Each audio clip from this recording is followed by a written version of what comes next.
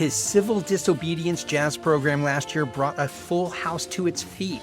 Now, New York bassist David Ambrosio is coming back to Mars Landing Galleries with Grupo Los Santos, a quartet blending jazz with funk, Afro-Cuban, Afro-Brazilian, and beyond.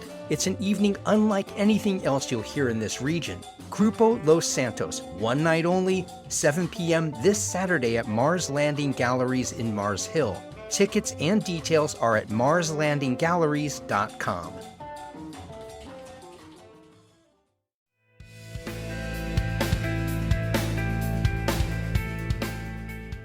Wake up, Asheville! I'm Matt Peiken, and this is your newscast for Thursday, October 23rd.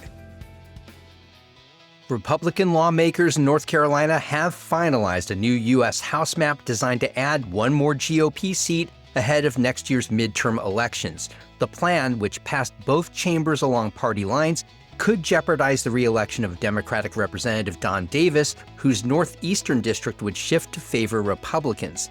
Democrats and voting rights groups say the map weakens black voting influence and plan to challenge it in court. GOP leaders framed the move as supporting Donald Trump's call for stronger Republican representation nationwide. Candidate filing begins December 1st. You can read more about this at WLOS.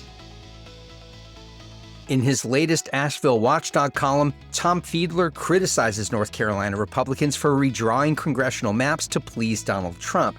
The new plan is set to give Republicans 11 of 14 seats, despite near-equal party registration. Fiedler calls it, quote, gerrymandering mania that undermines democracy and concentrates election control under partisan officials like State Auditor Dave Boliak. Still, Fiedler notes 76% of voters oppose gerrymandering, and Trump's falling approval could make the strategy backfire at the polls. You can read his column in the Asheville Watchdog. The French Broad River Metropolitan Planning Organization is considering whether to recommend adding express toll lanes to a 16-mile stretch of Interstate 40 between Clyde and West Asheville. The proposal aims to make the long-planned highway widening project more competitive for state funding by using toll revenue to offset costs. The project would cost between $700 and $850 million and would be the first express lane system in western North Carolina. Some officials raised concerns about equity and affordability. A decision is expected by January. You could read more of this in the Citizen Times. Buncombe County Commissioners have approved $14 million to fund Tropical Storm Helene recovery projects, including landslide engineering, infrastructure repairs, and park restoration. The plan establishes a new county recovery office with 5 grant-funded staff members to manage the work. Much of the funding will be reimbursed by FEMA, though full repayment could take up to 6 years. Officials said Swannanoa's Grovemont neighborhood, where deadly landslides occurred, will be a top priority. Design work for sites like Owen Park will begin soon as part of long-term restoration planning. You can read more about this in the Mountain Express. And the City of Asheville is holding a workshop for its Neighborhood Matching Grants program next Wednesday, October 29th from 6 to 8 p.m. at My Daddy Taught Me That.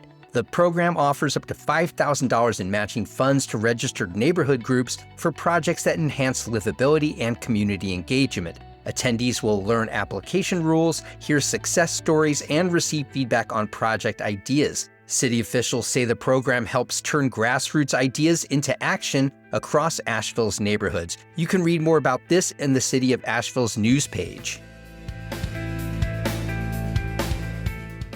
This daily newscast can also arrive in your email every weekday morning. Sign up for our newsletter at wakeupavl.transistor.fm. You can also find us on Facebook and Instagram at wakeupavl. I'm Matt Peiken. Thanks for waking up every weekday morning to Wake Up Asheville.